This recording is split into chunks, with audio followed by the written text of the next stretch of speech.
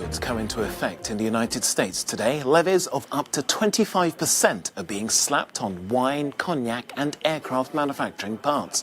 The raised taxes are part of a long-running dispute between the EU and the US over subsidies for the aircraft manufacturers Airbus and Boeing.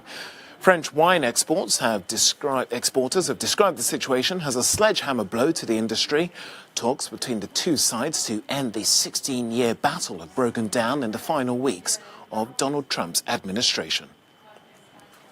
Well, let's go to Brussels now, where we can speak to an expert on this, Peter Chase, who joins us. He's a senior fellow from the German Marshall Fund. Well, thanks for taking time to speak to us here on the programme. Well, I mentioned in the introduction this has been 16 years this rift has been going. Are you amazed that it hasn't been solved by now? Yes, I am amazed. I was involved in it early on when I was with the State Department, and this is something that I think both sides should have agreed to resolve many years ago. How much pressure are both sides under to come up with the goods, as it were, in this? Because I'm thinking of the emerging economies which are getting stronger, not to mention the BRICS nations. The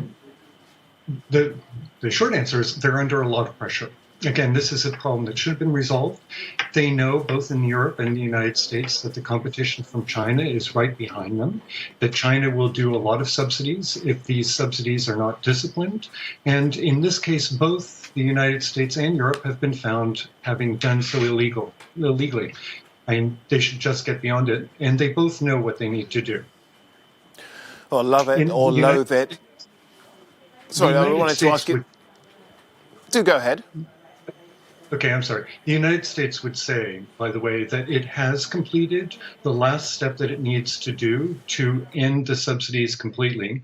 And it's one reason why they are a little bit annoyed at the European Union having decided to retaliate against the subsidies for Boeing when just after Mr. Biden was elected. Okay. Well, love it or loathe it, I was going to ask you earlier, Donald Trump has really changed the playing field with his America First policy. Do you see that as something which Joe Biden is now going to, whether he likes it or not, going to be forced to actually administer? There are going to be some things that Mr. Trump has done that Mr. Biden will not just be able to wish away, even though in many respects I think he would like to do so.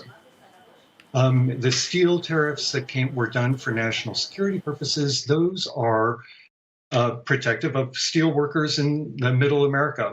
So it's not going to be easy for Mr. Biden to simply get rid of them immediately. I think that he has a plan to do so, which might be a declining safeguard action for steel and aluminum. I do not know that. It's just one of the things that I think that people are considering.